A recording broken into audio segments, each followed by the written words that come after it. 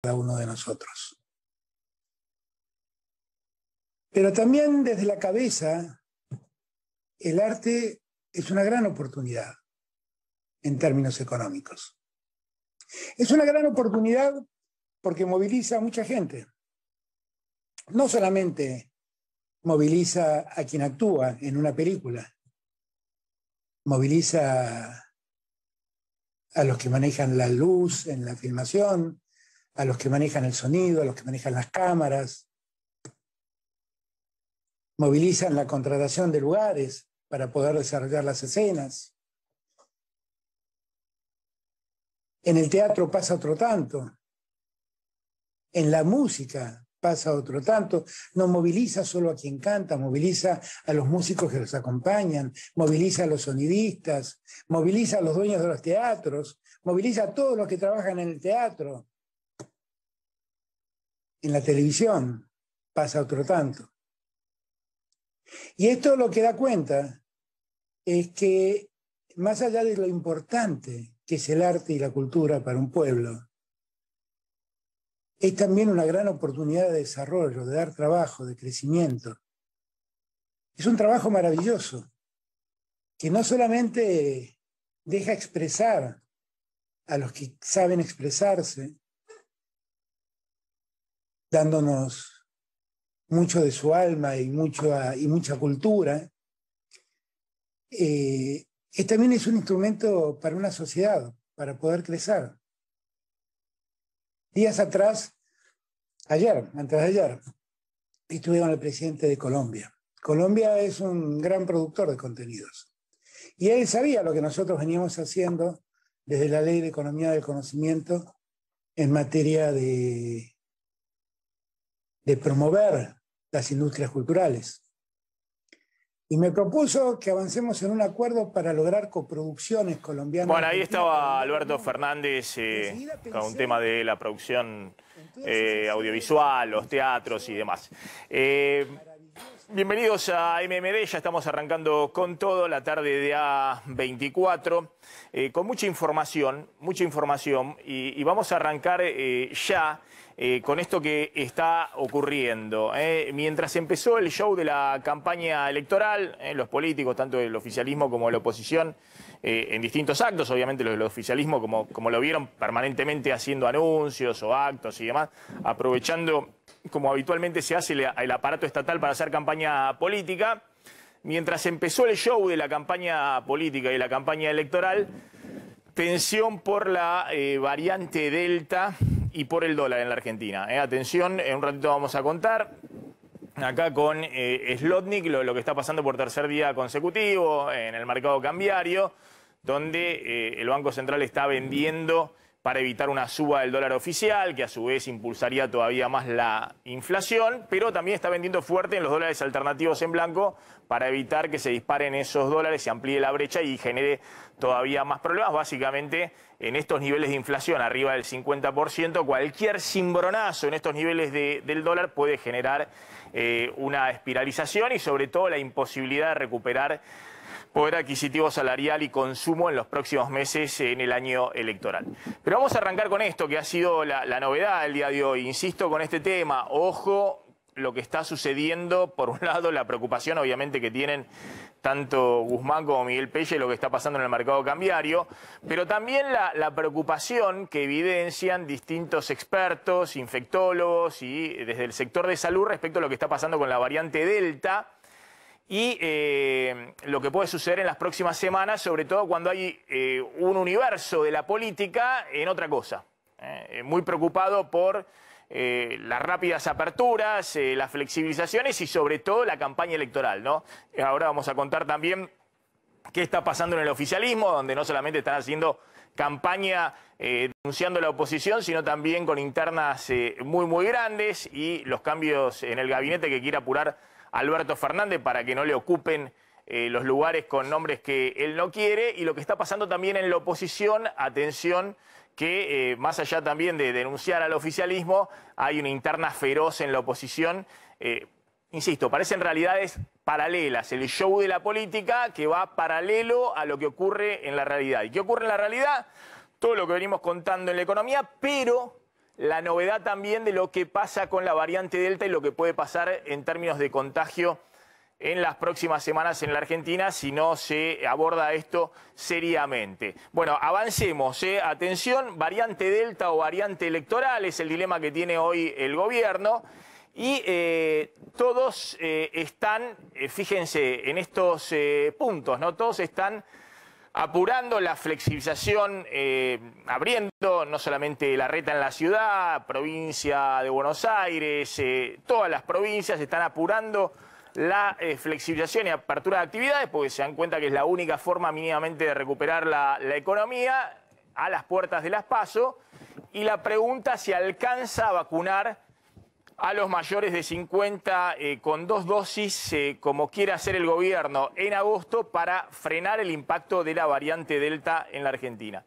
Y esto a cuenta de lo que ha sucedido y se ha conocido en las últimas horas en Córdoba, donde han detectado por lo menos un caso de una persona que violó el aislamiento obligatorio cuando regresó del exterior, y eso significó que ya haya 160 personas aisladas que fueron contactos estrechos, haya otras 200 personas que están buscando y que haya por lo menos 2 escuelas muy grandes también con clases suspendidas porque hay máxima alerta para ver si pueden frenar la evolución de esta variante Delta, que es algo muy rápido. Cuando se enciende, la cosa va muy, muy rápido. Vení, Damián, vamos a explicar un poco los 3 factores que en este momento juegan como riesgos importantes para la Argentina ante la variante Delta. Lo que estamos diciendo, el inminente riesgo de la circulación comunitaria. Ahora va a contar Damián cuántos casos hay, pero lo que se ha conocido en las últimas horas de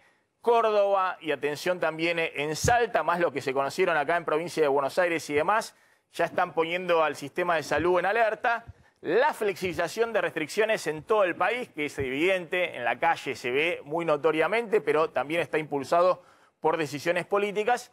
Y lo que venimos contando, la escasez de vacunación con segundas dosis, que plantean los expertos acá es la clave. El nivel de vacunación que tenés con segunda dosis no es lo mismo que te inunde la variante Delta, como ocurrió en los países desarrollados, en Reino Unido, en Estados Unidos, con más del 50% de la población con 2 dosis, porque eso significa que igualmente los casos se disparan, pero son muy bajas las hospitalizaciones. Que eso ocurra como sucede en la Argentina, que tenemos apenas 13%, 14% de la población vacunada con las 2 dosis. Bueno, a ver, Damián, pongamos los ejes de estos riesgos que han estallado en las últimas horas, cuando, después vamos a hablar de la política, está en la realidad paralela de la campaña electoral. Comencemos, Maxi, con el primer punto, la inminencia del riesgo de la circulación comunitaria de la variante Delta, comenzando por el caso de Córdoba. En Córdoba, decíamos, una persona volvió de Lima, Perú, de hecho, también volvió el presidente recién de Perú, le dio negativo al llegar a Aeroparque, viene un vuelo de Aeroparque, le dio también, venía con el PCR negativo. Claro, se subió el avión con un PCR negativo. Obvio, si no, no se puede, claro. En Aeroparque, el antígenos de Estambulián le dio negativo. Le dio negativo, se fue desde Buenos Aires hasta Córdoba, mantuvo una reunión familiar, después un asado con otros parientes, y lo cierto es que ya hay 13 casos positivos relacionados con esta persona, 12 a los que ya se les detectó la variante Delta y 1 está en estudio. Te decía, llegó el 19 de julio a la Argentina, y te decía que tenía el antecedente de negativo y la persona se confió. Arribó acá en Aeroparque, no en Ezeiza. En Aeroparque, de hecho, porque hay vuelos regionales que vienen desde, que llegan hasta Aeroparque. Y de hecho, Maxi, entre los contagiados hay 4 niños en edad escolar. Recordemos que Córdoba volvió a la presencialidad esta misma semana. Y de hecho, por esos 4 chicos ya terminaron aislando en total a 160 personas. Vos decías, buscan a otros 200 porque la mayoría son las burbujas escolares de los menores y también se cerraron las escuelas a los que ellos van. Escuelas grandes, una escuela primaria con 500 chicos, cerrada cuando estaban comenzando las clases. Todo esto por una persona que vino de Lima a Aeroparque, se fue siempre lo que decíamos, esto es insólito también, que llegan a Buenos Aires, tanto Aeroparque como Ezeiza, y se tengan que ir a las provincias, por ahí se van, no sé, sí, con medios particulares, claro, o con familiares o con lo que fuera. Y no respetó lo que tenía que hacer, que era que una semana por lo menos de aislamiento, y tenía 10 días. Mínimo, sí, desde el PCR negativo antes de subirse al avión, 4 días sin contacto con nadie. Sí. Y al 7º día de su regreso al país, hacerse un test de PCR para detectar si estaba contagiado o no. Y de hecho terminó ocurriendo que estaba contagiado. Pero ya era tarde porque se había juntado al llegar con 2 grupos familiares y por eso se amplió tanto. Claro, volvamos a la placa anterior. Por eso lo que decimos, Argentina siempre falla en esto, ¿no? Ocurrió en la primera ola, más allá de la super cuarentena que hacíamos acá, el ingreso obviamente fue por Ezeiza, pero ahora es mucho más grave por el tema de la variante Delta y demás. ¿Cómo haces para poder rezagarlo? Esa persona que ingresa no cumple el aislamiento, cree que no tiene nada porque se subió al avión con un PCR negativo, le dio el antígeno en Buenos Aires en el aeropuerto negativo, dice, bueno, ya está, me reúno y demás. Y ya hay 13 casos positivos relacionados. ¿Qué significa eso? Que esas personas, que son los 13 casos que ya dieron positivo, a su vez se vincularon con otras personas, con otros grupos familiares, y eso es lo que lleva a que hay 160 personas aisladas, por una persona que no cumplió los protocolos, más 200 personas más que están buscando los contactos que tuvieron con esas personas. De hecho, bomba epidemiológica, Maxi, así lo llamó el doctor Pizzi, a precisamente la situación que generó esta persona en Córdoba. Ahora, esto es lo que detectaron en Córdoba, esto porque justo lo rastrearon y lo identificaron, pero la sospecha es que esto ha ocurrido en otras ocasiones, claro, con otras personas que han ingresado. De hecho, ya había 29 casos detectados de variante Delta. Sí, bueno, en realidad había 45 detectados que habían regresado y 15 contactos estrechos. O sea, ya, más los de hoy, ya estamos sumando. De hecho, Maxi, hay un caso más en Salta muy parecido, que de hecho se conoció esta mañana, que también lo dio a conocer el gobierno provincial, que es alguien que había vuelto de Europa, le dio negativo en Ezeiza, pero volvió y no se aisló del todo. Estuvo con su esposa y su hija. Ya los 3 están contagiados. Se les detectó después la variante Delta y están buscando los contactos estrechos de toda la familia. Hay en total 20 personas aisladas y siguen viendo a ver quiénes son los contactos de los contactos. Es complejo, por eso decimos que otros países lo que han hecho es el aislamiento de las personas que regresan al exterior cuando hay un riesgo tan grande, directamente en hoteles. Porque claro, llega la persona a su casa, obviamente la esposa y la hija, bueno, terminan contagiadas, pero supuestamente el aislamiento lo tiene que hacer él, pero la esposa solo, y la hija pueden salir. Sí, pero siempre y cuando no tengan contacto con él. Claro, pero bueno, está en la casa, pero la esposa y la hija pueden salir. Y bueno, eso es lo que termina transmitiendo. En este caso parece ser un caso donde, bueno, volvió y contagió a la familia y la familia terminó contagiando. Es como el caso cordobés, la diferencia es que todavía no se identificaron más personas. O sea, no se sabe si además hubo alguna reunión familiar más allá del círculo más cerrado. ¿Cuántos son hasta ahora, Maxi, los casos detectados en la Argentina? Son en total 73, 47 con antecedentes de viaje y 26 que son contactos estrechos. Todavía no hay ninguno que tenga, Maxi, digamos, que no tenga contacto estrecho, o sea, que pueda ser indicio de circulación comunitaria. Lo que pasa es que está cada vez más cerca. Vos decías, el segundo tema, este es uno, ¿no? El riesgo de la circulación comunitaria. El otro, que tiene que ver con la flexibilización, las aperturas. De hecho, el gobierno, a ver, ya hay clases presenciales en todo el país. Que vemos el caso de Córdoba, ojo, está todo bien, pero a menos que te entre alguien con la variante Delta. Por otro lado, recordemos una decisión que tomó el gobierno nacional, que fue de cambiar el semáforo epidemiológico, lo que hizo que desaparezca, de hecho, la zona de alarma en todo el país. Y de hecho, en algunos lugares ya habilitan el aforo en alto riesgo, incluso hasta con el 70% de personas en lugares cerrados, como ocurre en la provincia de Buenos Aires, y los que se acercan son personas vacunadas. Y también las reuniones sociales en espacios abiertos ya son sin límites en lugares públicos. También pensado en la campaña electoral, cómo sería un acto... Estos aforos que hizo primero Kicillof y creo que también lo está haciendo Larreta y demás, son personas vacunadas con una dosis. Ah, sí, claro. Con una dosis. Pero incluso con 2 dosis tampoco te inhibe de poder contagiarte y contagiar. Claro, pero está probado que con una dosis, esta variante Delta, las vacunas tienen muy poca efectividad para no contagiarse. Creo que era 33%, 35%, es decir, son más, aunque tengas una dosis, son más los que se contagian que los que no se contagian. Entonces ahí está el punto a lo que vamos ahora, que es la clave de las 2 dosis fundamental para poder afrontar esto en los próximos meses. Un dato más antes de pasar a eso, pensando en la, digamos, en la flexibilización, el uso del transporte público, Maxi, en el área metropolitana. Hoy en la ciudad de Buenos Aires, en el área metropolitana, estamos, mira, esto es el uso de tren, subte y colectivos en el área metropolitana desde el mundo prepandemia hasta hoy. Esto era, por día, unos 4 millones de pasajeros promedio utilizaban los 3 sistemas. Cayó prácticamente a la nada cuando empezaron las restricciones. Hoy estamos, Maxi, en aquella punta, en el lugar de mayor utilización del transporte público. Estamos hablando de colectivos, que es el 80%, trenes y subte, el mayor punto de utilización del transporte público desde que empezó la pandemia.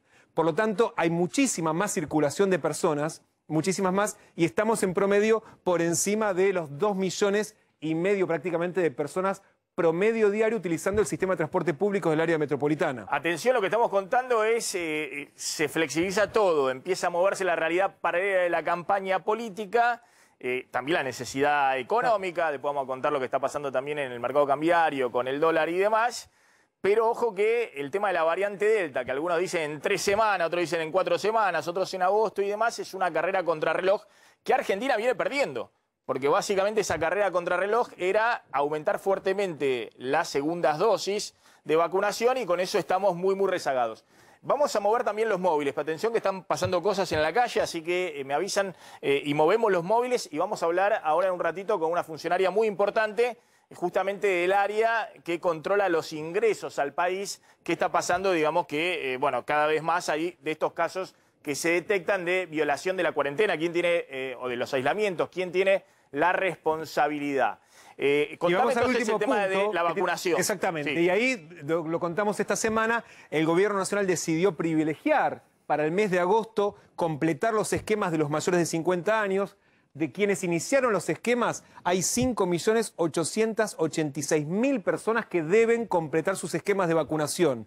Claro, al ritmo que venimos hoy, es cierto que no habría problemas por el ritmo, ¿no? Hoy, por día en Argentina, podemos pasar a la siguiente placa, se están vacunando unas 342.000 personas, promedio es lo de la última semana, que de hecho en la semana anterior habíamos vacunado un poquito más, pero lo cierto es que estamos hoy en un promedio de unas 2.396.000 personas semanales.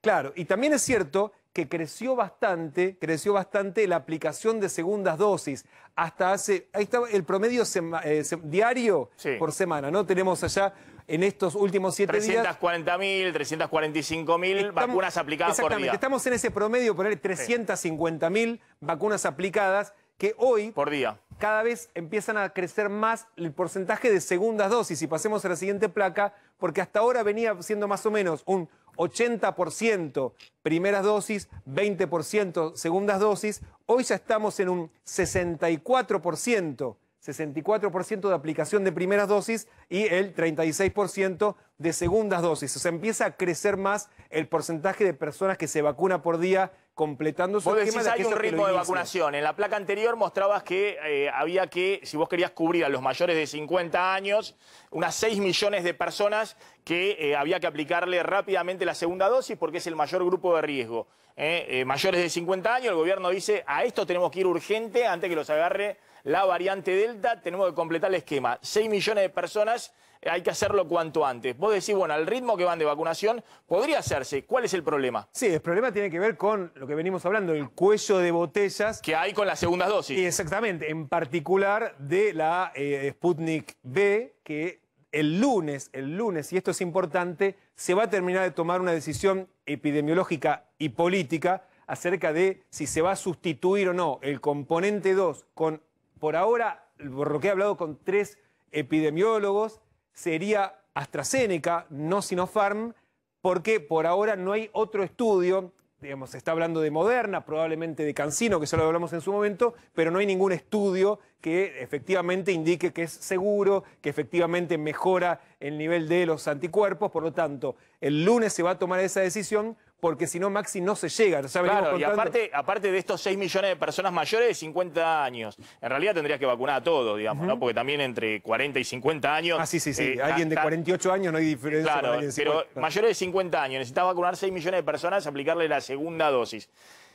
3 millones, por lo menos, son los que tienen una dosis de Sputnik y no está la segunda dosis, no hay. No. Hoy no hay nada de eso. Porque gran parte de los que están en este grupo son Sputnik. Son Sputnik porque son los primeros aplicados mayores de 60 años, empezaron con Sputnik, también con AstraZeneca, pero básicamente Sputnik. Entonces, acá tenés una gran parte de con Sputnik y no tenés la segunda dosis de Sputnik. Entonces tenés que decidir urgente qué vas a hacer. Si va a llegar la segunda dosis o, como decís vos, si se va a hacer una combinación. Después vamos a preguntarle a un infectólogo si hablaba de que podía haber una combinación con AstraZeneca. Con AstraZeneca porque, de hecho, los estudios, de hecho, que hoy mismo desde el Fondo Ruso de Inversión Directa se anunció una primera etapa de un estudio marcando que como mínimo es seguro, pero acá en la Argentina ya se está terminando uno de esos estudios y lo que me indicaron que es, digamos, más interesante para el nivel de anticuerpos que se genera combinar con AstraZeneca y no con Sinopharm, que son las otras que están disponibles en la Argentina. Y de hecho, se incorporó a Moderna en los estudios, pero todavía no se finalizaron. Esto es lo que yo te decía, Maxi. Mira, hoy ya estamos, eso es promedio de los últimos 7 días. Lo que se está aplicando, lo verde es primera dosis, lo rojo es segunda dosis. Exactamente. Están aplicando más segunda dosis, pero bueno, todavía sigue principalmente aplicándose primera dosis. Porque era parte de la estrategia. Ahora de a poquito va cambiando porque se va a privilegiar. Bueno, en teoría cambió hace un mes. Sí, también... No, cambió al achicar el tiempo, pero la decisión de privilegiar la segunda dosis se tomó el martes en la reunión del COFESA. Está bien. Como una medida para aplicar a partir del próximo mes. Lo cierto es que hay mucho más segundas dosis porque como se están aplicando muchas vacunas de Sinopharm y el plazo es más corto, automáticamente te convocan para a los 21 días recibir la segunda dosis. Bueno, a ver, vamos a mover un poquito a ver qué está pasando en este momento. Esas son las imágenes de la calle. Hay una protesta por la ley de salud frente a Otamendi. Ahí se ven las imágenes. Esto tiene que ver con una protesta. Está Liliana Caruso en el lugar. Vamos a mover un poquito los móviles y después vamos a ir a la protesta de Manteros. Sí. Liliana, ¿cómo andás? Hola Maxi, ¿cómo estás? Muy buenas tardes, exactamente. Bueno, novedades aquí por Chano, primero y principal. Te cuento que ya se firmó el pase de la terapia intensiva a la sala común. Punto número 1, que es más que importante, evidentemente por su mejoría, porque ya hay enfermeras que van a estar con él las 24 horas. Esto ya está determinado. Así que por ese lado te podemos contar buenas noticias. Y por el otro, como bien vos decís, esto es una marcha pacífica que están haciendo padres de adictos que no encuentran solución a su tema. Es lo mismo que le pasó a Marina cuando dijo yo pedí ayuda y no la encontré. Estos padres lo que están pidiendo, Maxi, concretamente es que haya una ley de salud mental, pero específica por el tema de adicciones, porque la actual habla realmente de las dos cuestiones, o de todos por igual, pero ellos lo que dicen es, el adicto necesita algo especial, necesita otro tratamiento. Recién llegó, mirá, una señora con un bebé que dice, mi mamá es adicta y necesita ayuda. La mujer dice que su hija está internada y sin embargo no saben dónde derivarla, no sabe qué hacer para pedir ayuda. Si querés, mira, yo voy a hablar y le vamos a preguntar, si querés, a Estela, que lamentablemente perdió a su hijo por el tema de adicción. ¿Por qué es esta marcha hoy, Estela? Bueno, esta marcha primero es en apoyo a Marina, la mamá de Chano, una marcha respetuosa y para que vea que estamos las madres con ella. Y en segundo término, para pedir una ley específica para adicciones, porque sin una ley específica esto va a seguir pasando. ¿Ustedes es cierto que cuando piden ayuda le dicen, bueno, es grande, bueno, mejor que lo tengan en su casa, fíjense ustedes cómo lo pueden arreglar? Sí, pasa eso y muchísimo. No se cumplen, no hay protocolos para cumplir y si los hay no se están cumpliendo, porque se supone que la policía debería de tener un protocolo y si lo tenía, la vista está que no lo cumple. Los psiquiatras no quieren firmar internaciones compulsivas, aunque un chico esté pasando por una necesidad así, porque no quieren comprometerse. La ley de salud mental dice, entre algunas de las cosas que dice, es que hay que cerrar los dispositivos monovalentes, que son las comunidades quienes han salvado vidas, salvan vidas. Acá hay un grupo de chicos que son de una comunidad terapéutica, restituyen los derechos y quieren que las adicciones las traten los hospitales públicos. El hospital público todos sabemos que no está preparado porque no sabe lo que es la adicción.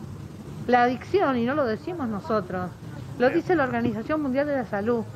Muy bien.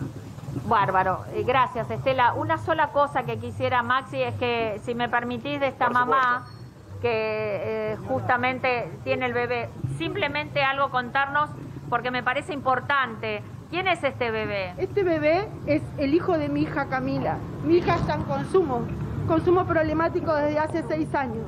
¿Y qué pasa con tu hija? ¿No consigue Mi hija está en consumo y no puede darse cuenta que tiene que hacer un tratamiento, porque no está en condiciones de darse cuenta. Y tiene un hijo todos los años. Este es el segundo bebé que yo pude rescatar, y ahora voy por la vida de Leoncito, que tiene 2 años y medio, y está hoy con la mamá y el papá, que también están en consumo y no se pueden dar cuenta de lo que pasa, de lo que les está pasando. ¿Y alguien te ayuda en esto cuando vos pedís ayuda? No, porque ellos tienen que decidir ellos sobre un tratamiento o una internación, pero ellos no están en condiciones de decidir. Claro. Y mientras tanto tienen chicos y en estas condiciones. Yo al bebé lo llevé y estuvimos internados 15 días con síndrome de abstinencia.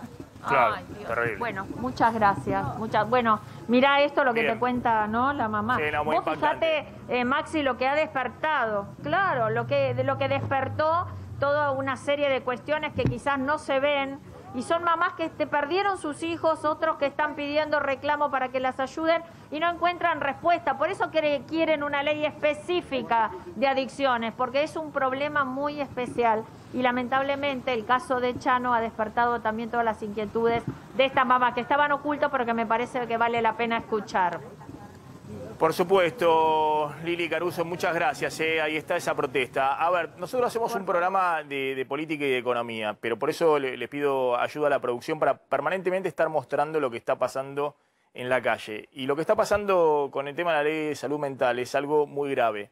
Por eso también vamos a estar también con el móvil en Campana, con la Fiscalía, con el caso Chano, donde todos terminan siendo víctimas, ¿no? Porque está imputado el policía, está Chano saliendo en una situación muy, muy grave. Es parte de la realidad y me parece que tiene también un abordaje político. Entonces, esos temas, por supuesto, que tienen que estar en el programa y por eso les pido permanentemente, digamos, que vayamos a buscar esos temas, porque son parte de la realidad, más allá de que nosotros estamos contando la realidad paralela de los políticos con la campaña electoral, el dólar, lo que está pasando con la variante Delta, esto también es la realidad. Y nosotros debemos estar en esa cobertura. Y este tema de las adicciones, bueno, es un tema muy, muy delicado y hace mucho tiempo que se discute en la Argentina de cómo hace el Estado para abordar estas cosas y debe haber ahí políticas de Estado, sin duda.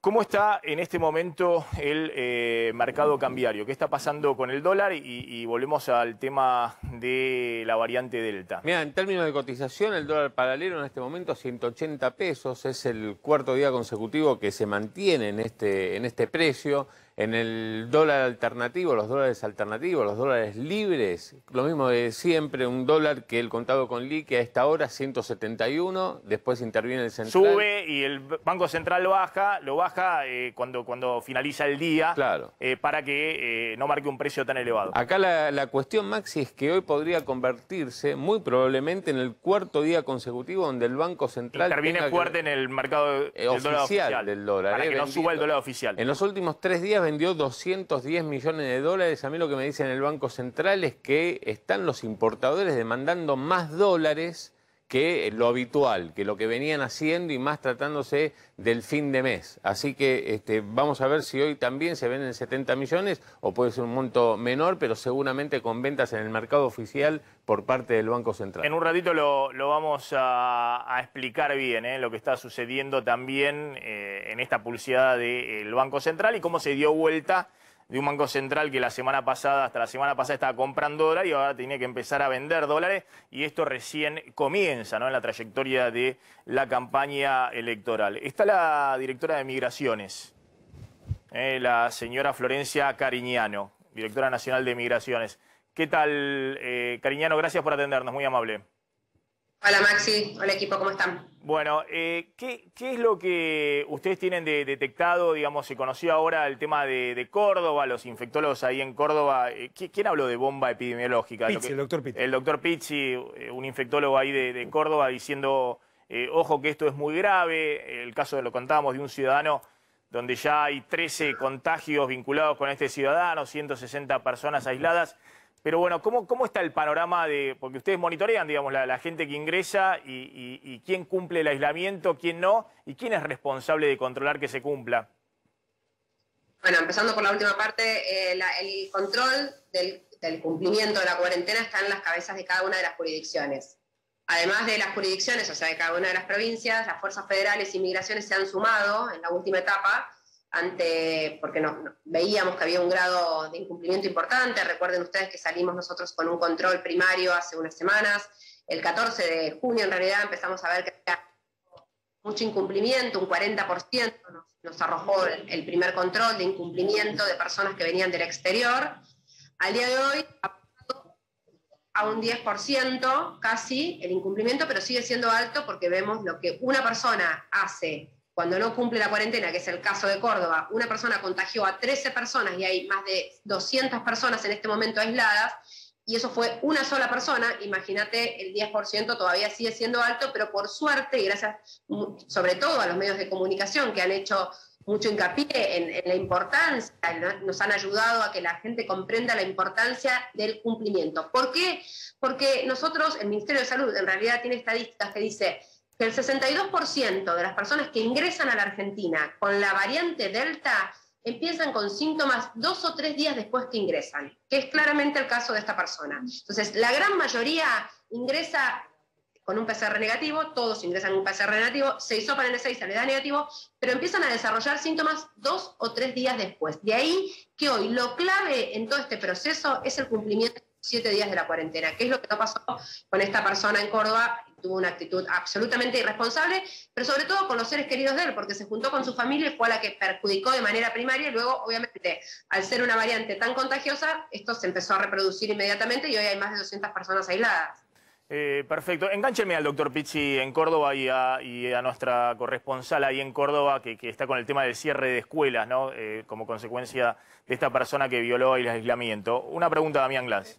Sí, Cariñano, nosotros venimos contando, de hecho nos pasó un día, estábamos con el móvil en Ezeiza, una familia que se reencontraba, alguien que volvía, y se subieron juntos al auto para ir hasta su casa. ¿Hay un protocolo previsto para evitar precisamente el encuentro con otros? O, por ejemplo, el caso de que alguien venga a Aeroparque desde el exterior, va hasta su casa en Córdoba y frena en una estación de servicio, por ejemplo, a cargar nafta. ¿Está previsto cómo evitar eso? Porque después llega hasta su provincia y lo controla el gobierno. Pero en el camino, ¿qué pasa?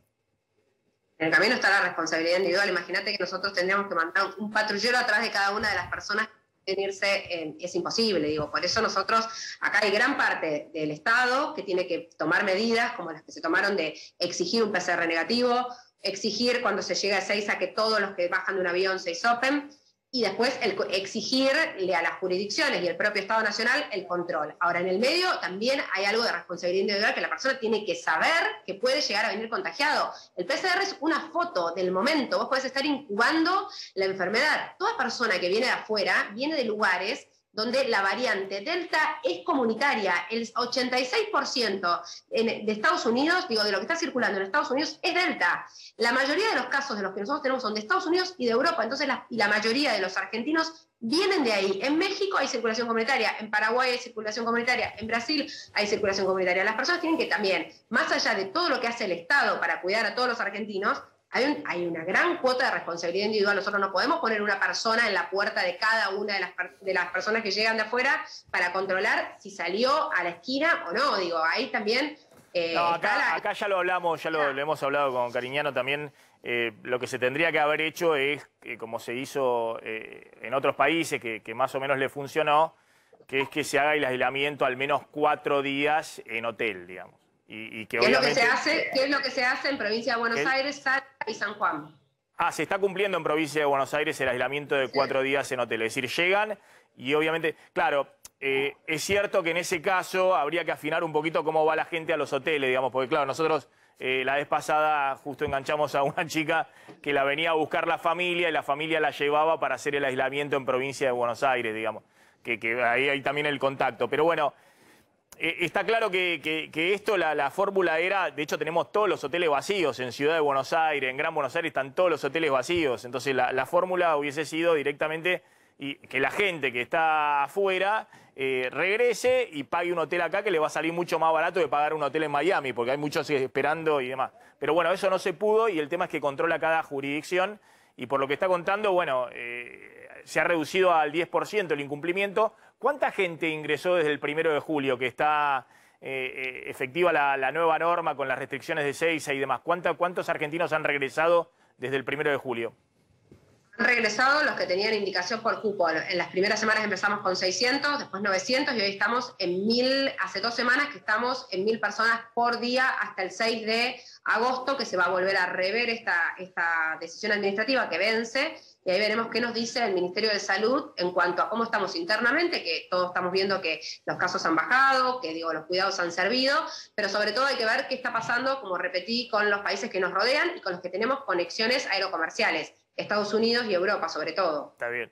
No, pero está bien, pero se redujo al 10% el incumplimiento, pero que con 100 por día no estén cumpliendo y de eso, qué sé yo, el 10% tenga el virus, bueno, ya es un descontrol, digamos, ¿no? Pues, o con que de esos 100 que no cumplen, 1% tenga el virus, ya es un descontrol, porque va sumando todos los días a alguien que está dando vuelta.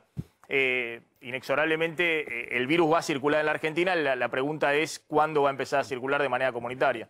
Otra pregunta más, tal vez lo sabe y nos puede ayudar. De los 13 contagiados en Córdoba, ¿sabe cuántos estaban vacunados? Había uno solo que no estaba vacunado, que no había querido vacunarse. El resto tenía 1 o 2 dosis y había, creo, 2 nenes que fueron los que generaron el problema porque fueron al... Por supuesto 4 o sí, no recuerdo cuántos, los menores no estaban vacunados, pero de los mayores había uno solo que no estaba vacunado. Y la persona que ingresó no estaba vacunada. Claro, ese es un problema, pero es importante, Maxi, esto que dice que estaban vacunados incluso con 2 dosis, se contagiaron. Y porque efectivamente... Sí, eso pasa, digo, contagiás y se contagian. Lo que claramente ayuda a la vacunación, y lo va a poder decir si está el doctor Pisi, es que los cuadros no sean graves, que lo puedas pasar tranquilo, medianamente tranquilo, por supuesto. A eso es lo que apuntamos nosotros. Y también esto es importante, Maxi, decirlo. Nosotros nunca dijimos que íbamos a evitar que la variante Delta ingrese. Esto es imposible. Está en más de 120 países. Sí. Vuelven, digo, y con el grado de incumplimiento del 10% o del 5% hay posibilidades. Lo que nosotros hicimos fue retrasar todo lo posible. ¿Para qué? Para que cada semana que pasó este retraso vacunamos a 2,5 millones de argentinos. O sea, Argentina va a estar mejor parada cuando ingrese que lo que estaba hace 4 o 5 semanas atrás. Le hago una última pregunta, Cariñano. ¿Hay algún cambio en lo que se ha dispuesto? No sé cuándo vence el cronograma del 6 de agosto. El 6 de agosto, es decir, que hasta el 6 de agosto sigue, digamos, esto que se ha establecido, 1000 personas por Ezeiza, y bueno, y a partir de eso la ANAC programa los vuelos. Después, el 6 de agosto se reverá qué se hace en migraciones. Seguramente la semana que viene es el Ministerio de Salud el que siempre nos indica tanto a ANAC como a migraciones qué medidas tomar, y ellos nos darán las pautas de cómo seguir a partir del 6 de agosto. Perfecto. Gracias. Muy amable, Florencia Cariñano, la directora nacional de Migraciones.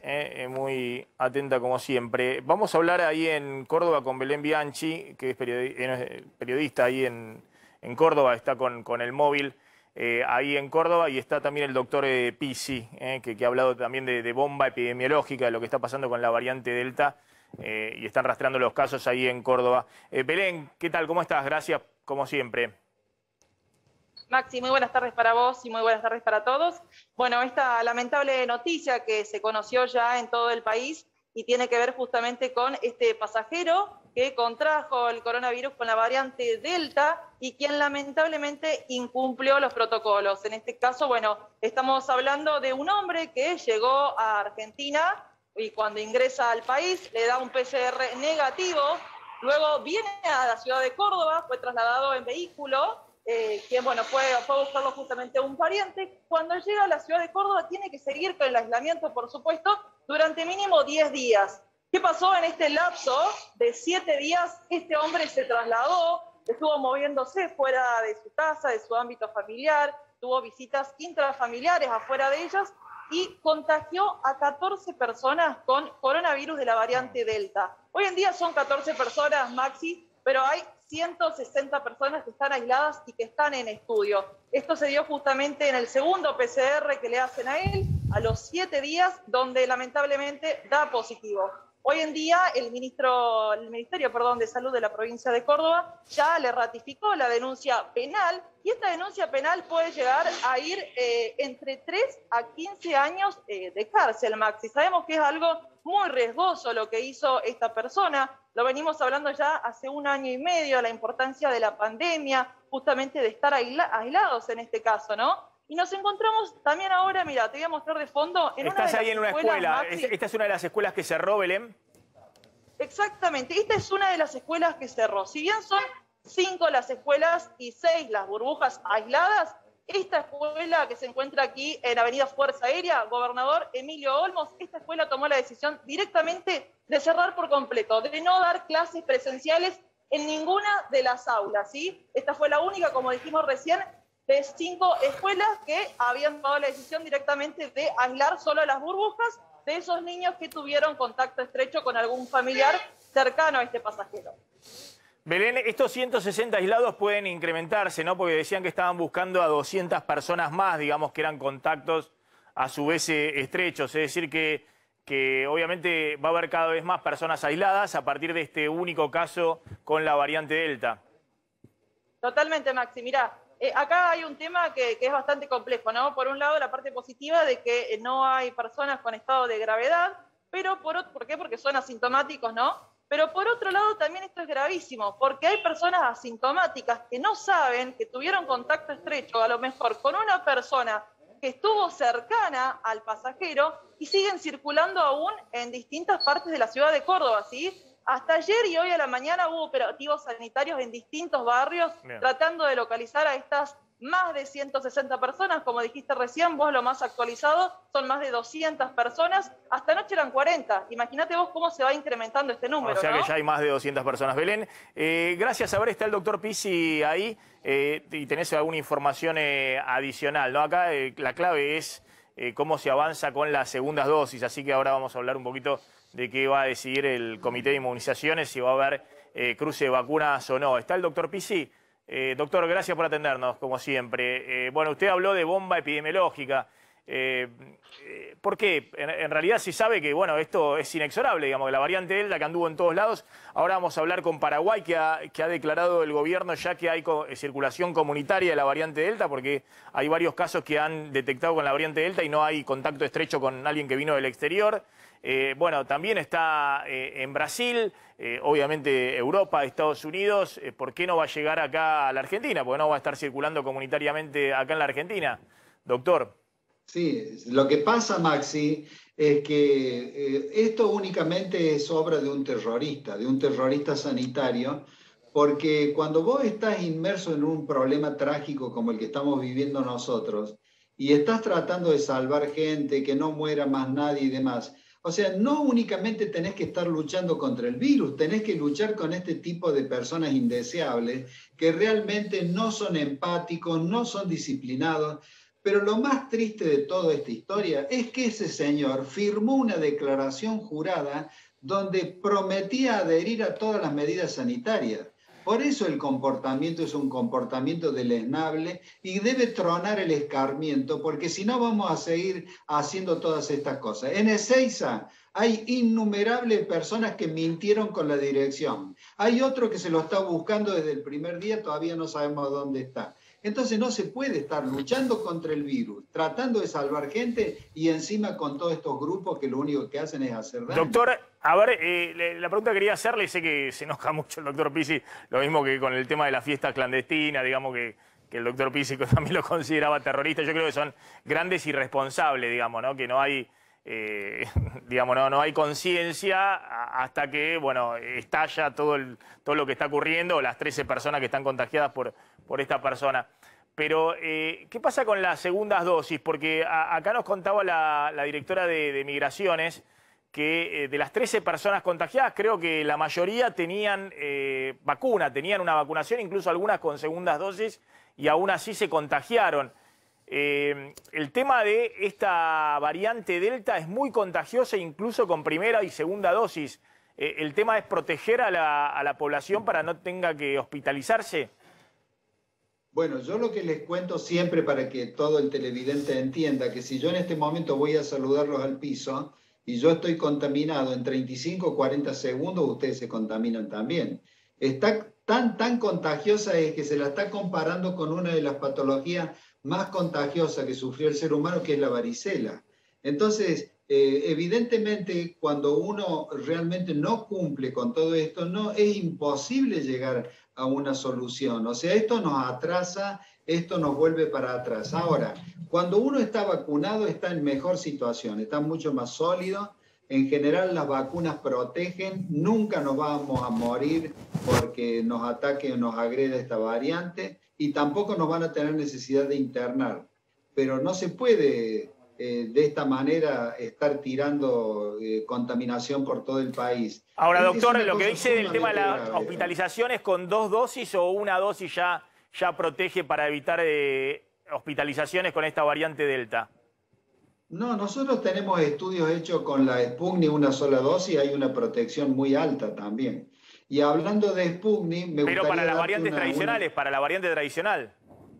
Sí, pero lo que pasa es que hay un detalle. Esta es muy contagiosa, muy difuminable, pero desde el punto de vista clínico no se pudo argumentar todavía si es más o menos letal. No es tan letal, no tiene un comportamiento tan letal como Manaus y como la inglesa de Kent. A ver, entonces que... Le quiero hacer una pregunta con el tema de la combinación de vacunas, que querés hacerle lo que se conoció con la Sputnik y AstraZeneca. Sí, porque de hecho hoy desde Rusia, desde el Fondo Ruso de Inversión Directa, se comunicó que en un primer estudio que se hizo cruzando precisamente como primera dosis la Sputnik V y segunda la de AstraZeneca, como mínimo era una combinación segura y que generaba anticuerpos. Todavía no se sabe exactamente cuál va a ser, cuánto le suma a la vacuna, porque hay que esperar unos días, pero como mínimo los resultados, Maxi, preliminares tenían que ver es que es una combinación posible. Pero también creo, doctor, corríjame, ya también están dando resultados similares los estudios que se están haciendo acá en Argentina.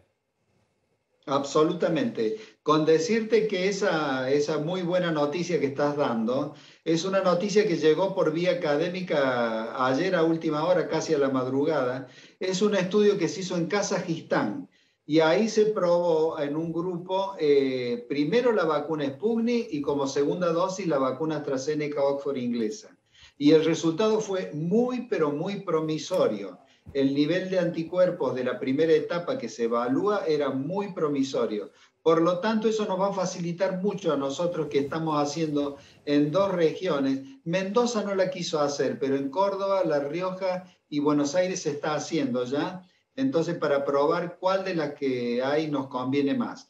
De todo modo, quiero decirle a los que están angustiados porque no tienen la segunda dosis de Sputnik, que hay 1.180.000 que están haciendo el control de calidad, que van a servir para descongestionar un poco, especialmente los que estaban cerca de los 90, sobre los 90 o pasaron un poco los 90. Gracias, doctor. Sí, un dato más, si nos puede confirmar. ¿Puede ser que ya sean más de 13 los casos confirmados de contactos estrechos de esta persona contagiados? ¿Puede ser que ya sean 17?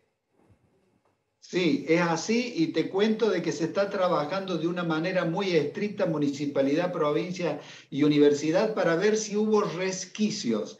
Por ejemplo, se está viendo de cada uno de los actores si fue a determinado negocio, si fue a determinada carnicería, si estuvo con tal o tal persona. Se está trabajando muy bien, pero el daño que nos han hecho, y no es cuestión de enojarse, Maxi, eso está, la figura jurídica está. O sea que yo creo que aquí tenemos que, bueno, está actuando un fiscal, te cuento ya, un fiscal federal.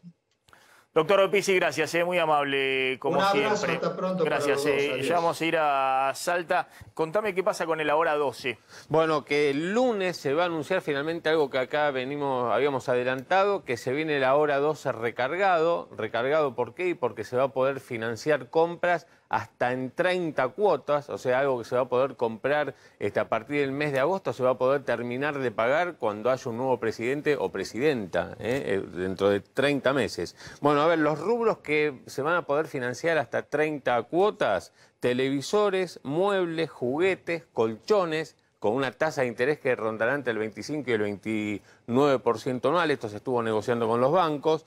En 12 y 18 cuotas va a quedar calzado, algunos ejemplos, ¿no? Indumentaria, pequeños electrodomésticos, que hasta ahora venían pudiendo financiarse hasta un máximo de 6 cuotas. Lo que se estaba tratando de determinar hoy, lo más probable es que no, es qué va a pasar con los teléfonos celulares. Lo más probable es que queden afuera. El gobierno, o por lo menos algunos funcionarios, como el ministro Culfas, no quiere que estén los teléfonos celulares. Veremos finalmente qué viene, digamos, si alguna... Porque tiene mucho componente importado, claro, y eso significa acá, gastar dólares. Acá solamente se ensamblan. La duda es si iban a permitir que entren alguna serie de celulares, lo más barato, lo demás baja gama. Eso se va a terminar de definir hoy. Pero acá lo importante es que anoche se terminó de negociar con los bancos, que eran los que venían poniendo resistencia. Se le van a dar algún beneficio a los bancos, como por ejemplo que cobren de parte de las tarjetas en 10 días nada más. Digamos, hasta ahora venían cobrando los bancos a los 18 días, digamos, financieramente decían que no les convenía, entonces las tarjetas le van a liquidar más temprano a los bancos van a poder usar como encaje parte del costo que les cobran por el hora 12. Pero bueno, lo cierto es que el lunes se va a hacer este anuncio en medio de la campaña. Bueno, ahí está, están tratando de darle alguna ayudina al consumo, porque obviamente viene muy decaído por la caída del poder adquisitivo salarial frente a la inflación. Vamos a Salta, ahí está Nahuel Guzmán, periodista. Nahuel, ¿qué tal? ¿Cómo estás? Buenas tardes, Maxi. Bueno, las noticias acá en Salta tienen que ver con la situación epidemiológica, porque en las últimas horas acá en la provincia de Salta se conoció, bueno, que el único paciente con la variante Delta acá habría roto aparentemente la cuarentena. De esta manera, las variantes, con la variante Delta que se sumó hace unos pocos días en este mes de julio, son 5 repartidas en 14 departamentos de la provincia. Pero para que nos comente más detalles, el doctor Francisco García Campos se encuentra acá a mi lado. Él es el jefe del programa de vigilancia epidemiológica y nos va a contar. Doctor, ¿cómo está? ¿Cuál es el procedimiento que se le aplicó al paciente con la variante Delta cuando se diagnosticó? Bien, buen día. En primer lugar, bueno, el paciente, esta persona ingresa desde Europa en un vuelo a través de Madrid, Ámsterdam, Buenos Aires. Ingresa a Ezeiza con un test de antígeno negativo. Allí es controlado y evaluado por migraciones del nivel nacional y se le da el paso hacia la provincia de Salta, que ingresa en el mismo día, hace el transbordo desde Ezeiza hasta Aeroparque y se traslada a la provincia de Salta. Bueno, allí continúa él con las indicaciones que se dio desde Migraciones de la Nación y al tercer o cuarto día, que ya está acá en la provincia de Salta, comienza con sintomatología respiratoria y en ese momento él consulta a una asistencia médica del sector privado y es diagnosticado con SARS-CoV-2.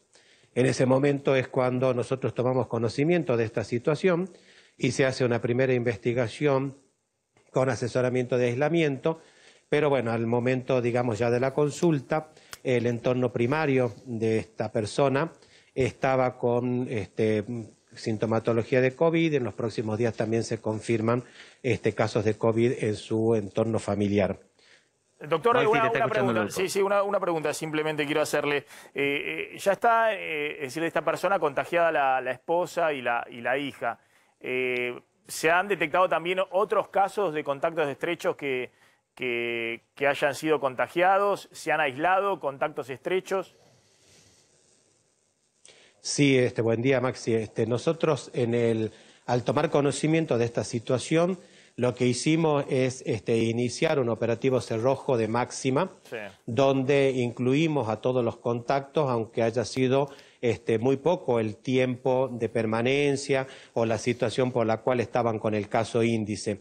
En total hemos aislado 36 contactos, de los cuales 8 ya tienen positivo para COVID y se han enviado esas muestras al Instituto Malbrán, y en el transcurso de esta tarde, última hora, o en el día de mañana sábado, estarán los resultados definitivos si se tratan de variante Delta o es otro tipo de COVID, porque tengan en cuenta que también en Salta están circulando otras variantes y el propio SARS-CoV-2. Entonces lo que nosotros necesitamos definir es si estas personas que han estado en contacto con el caso índice y que fueron positivos son realmente de la cadena de Delta, o dio la casualidad que también pudieron haber enfermado por otra situación y no se trata de Delta.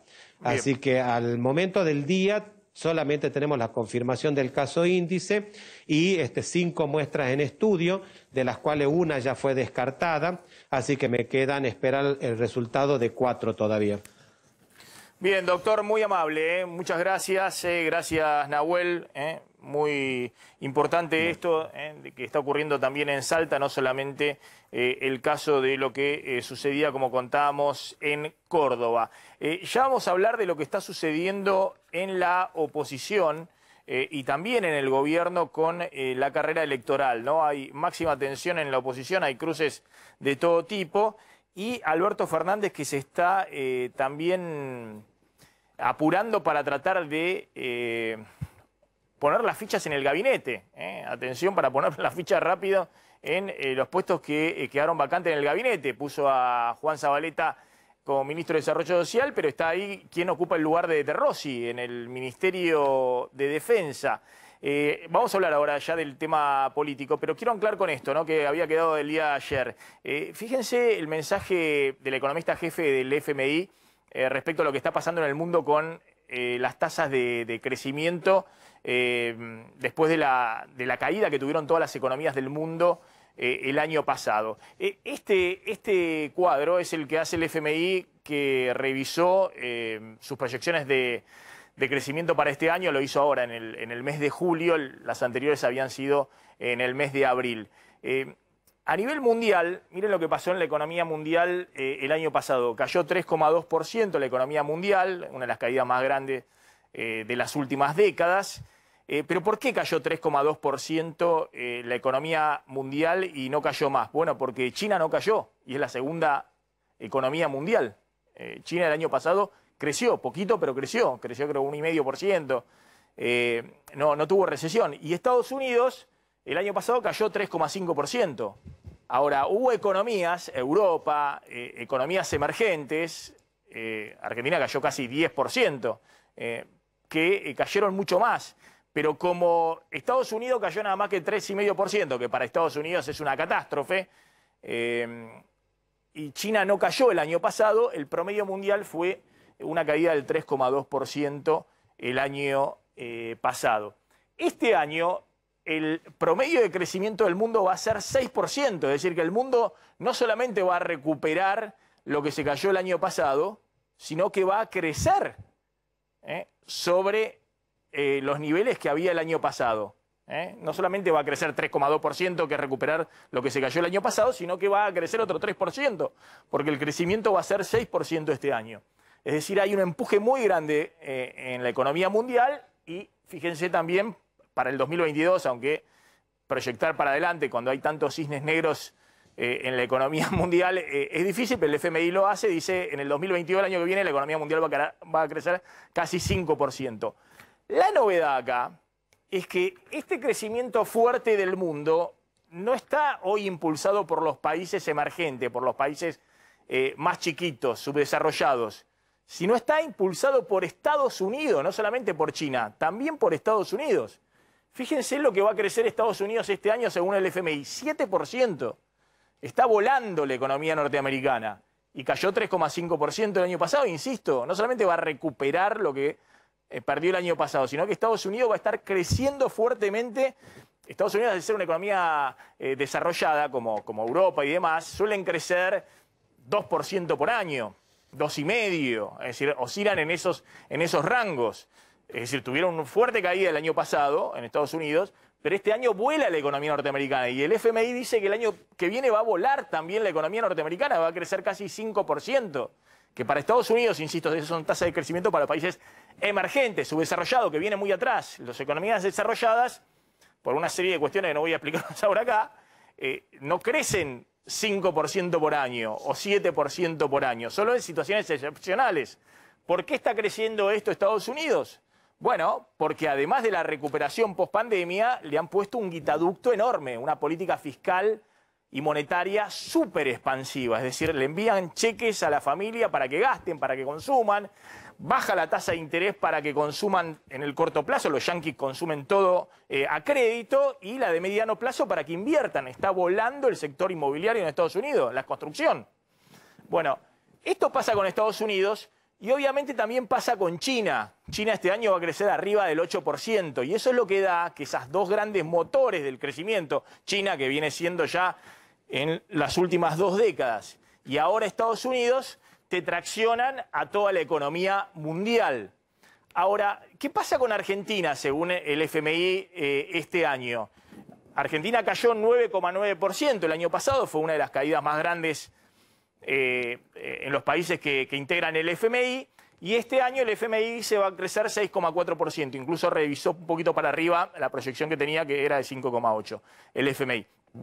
Pero de cualquier manera, nosotros venimos contando que Argentina puede crecer 6%, 7% este año, un poquito más incluso si se reactiva el nivel de actividad en los próximos meses, que se ha estancado en los últimos meses, si no vuelve a haber cierres por la variante Delta y demás, pero no vas a recuperar ni siquiera lo que perdiste el año pasado. Y lo que le pasa a Argentina, le pasa también a otras economías emergentes del sudeste asiático, que no son China. Por eso el sudeste asiático este año va a crecer 7,5% y no cayó nada, pero esto es puro China. Ojo que hay otras economías emergentes que no están creciendo en los niveles que deberían estar creciendo. Y le pasa a Europa. ¿Por qué le pasa a Europa? Porque lo mató a Europa la segunda ola. La segunda ola en Europa, el año pasado Europa, la zona euro, cayó 6,5%, y este año va a crecer 4,6% Europa. Es decir, no va a recuperar, más allá de algún país en particular, lo que perdió el año pasado. Pero Europa, que también tiene un plan fiscal expansivo y monetario mucho más chiquito que el de Estados Unidos, pero también va en esa misma dirección, lo que lo mató es la segunda ola o tercera ola, como quieran llamarlo, que retrasó muchísimo la apertura de actividades y la recuperación económica de Europa. Pero ¿cuál es el punto acá? Y es importante lo que dice esta economista, que es la economista jefe del FMI, la que presentó estos datos respecto a las economías emergentes, y calza perfecto para la Argentina. Lo que plantea es que hay un problema muy grande a nivel mundial, más allá del desquicio económico que es la Argentina, que tiene su propio problema, como todos saben, 50% de inflación. Hay muy poquitos países en el mundo que tienen, 3 o 4, tienen esos niveles inflacionarios, y están totalmente esos países fuera del mundo. Pero en general hay un problema muy grande en las economías emergentes que tienen niveles altos de inflación, que es, uno, llegan tarde con las vacunas. Argentina ha acelerado muy rápidamente primera vacunación, tiene el gran interrogante de qué pasa con la variante Delta ahora con las segundas dosis.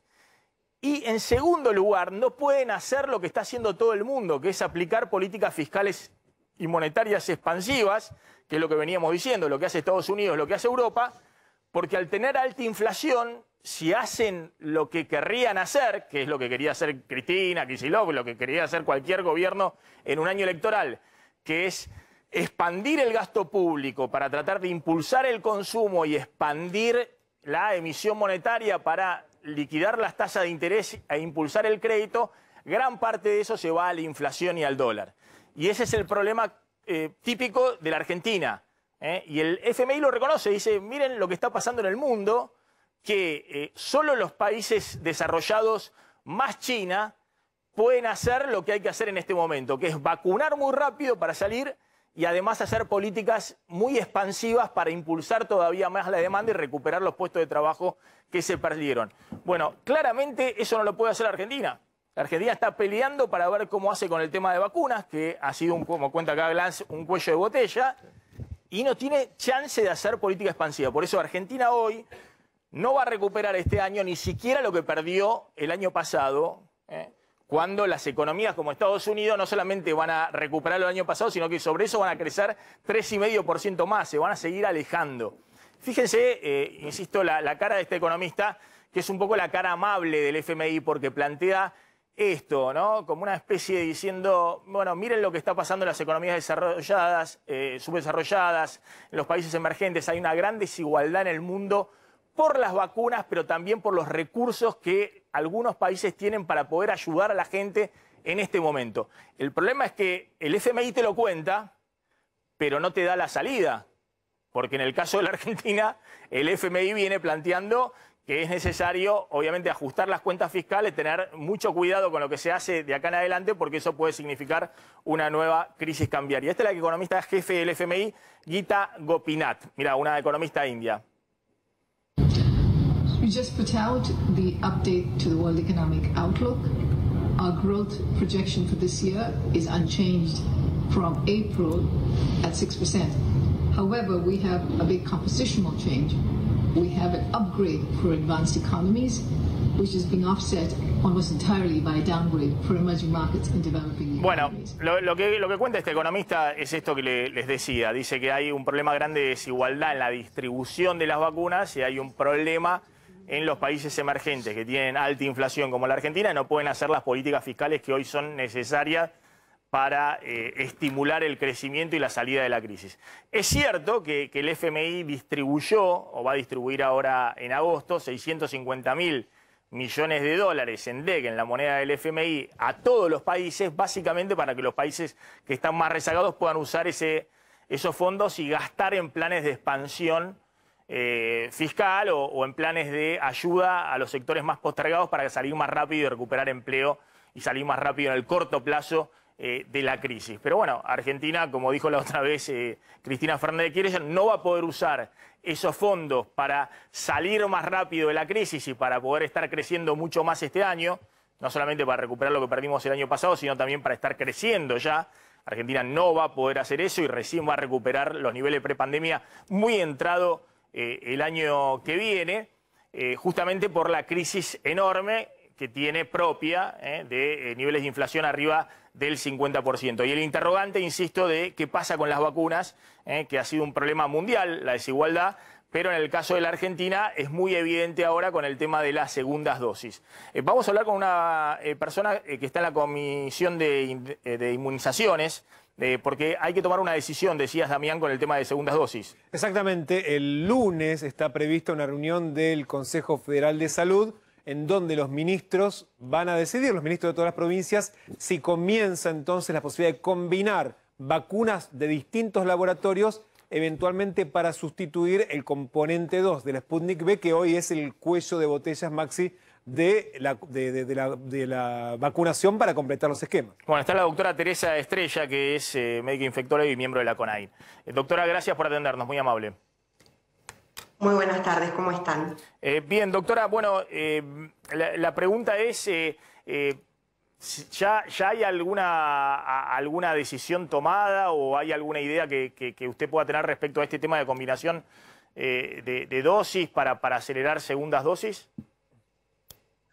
Ninguna decisión tomada por ahora, pero sí la discusión está dada desde hace bastante tiempo en relación a la necesidad de completar los esquemas de vacunación a la brevedad, de trabajar todos para que este mes que empieza a cursar, que es el mes de agosto, sea el mes de las segundas dosis, el mes en el que el esfuerzo de los equipos de salud haga que la mayor proporción de personas complete la vacunación, el esquema de vacunación con 2 dosis, y en ese sentido es necesario, y ya se dio la discusión sobre la necesidad de la combinación o de la intercambiabilidad, y sobre eso seguramente se terminará de definir en las próximas semanas.